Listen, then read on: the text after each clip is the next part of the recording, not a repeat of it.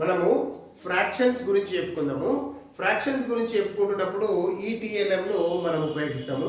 ఇది చాలా simple TLM. ఇంకేం చేసినాము, ఒక చార్ట్ తీసుకున్నాం, పెన్ను తీసుకున్నాము.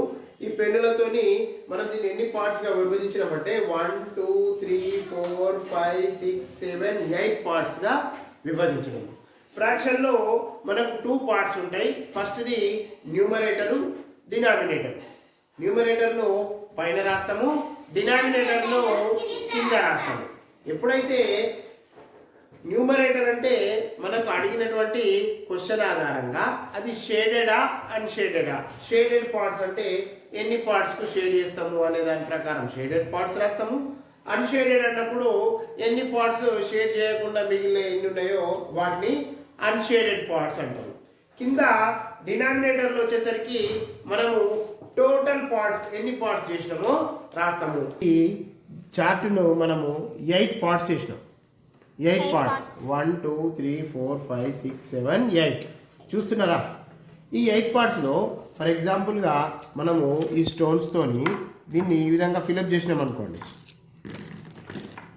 ఈ స్టోన్స్తోని ఈ విధంగా ఫిలప్ చేసినాం. ఓకేనా? ఫిలప్ చేస్తే ఎన్ని పార్ట్స్ ఫిలప్ చేసినాం మనము? 1 పార్ట్ చేసినాము. ఇప్పుడు టోటల్ పార్ట్స్ ఎన్ని షేడ్ చేసినాం మనము? 1 పార్ట్ను ఫిలప్ చేసినాము.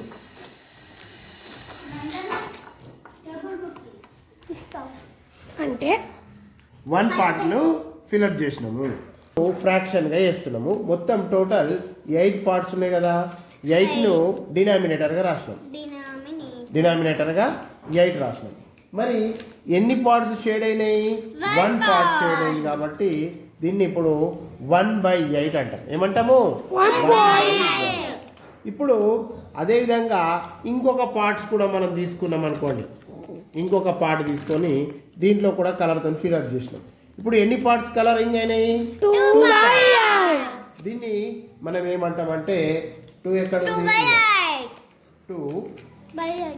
2/8 రాస్తాం. ఏంది?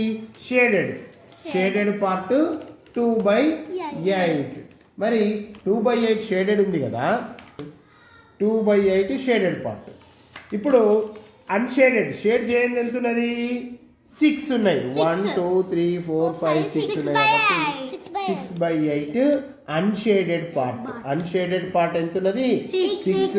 6/8 అన్షేడెడ్. షేడెడ్ ఏమో 2/8.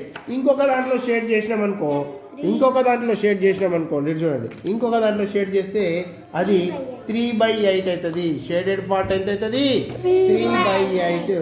అన్షేడెడ్ పార్ట్ 5/8 అవుతుంది. ఈ విధంగా మనము దీన్ని 8 పార్ట్స్గా చేసుకొని ఈ ఫ్రాక్షన్స్ను మనము అర్థం చేసుకున్నాం.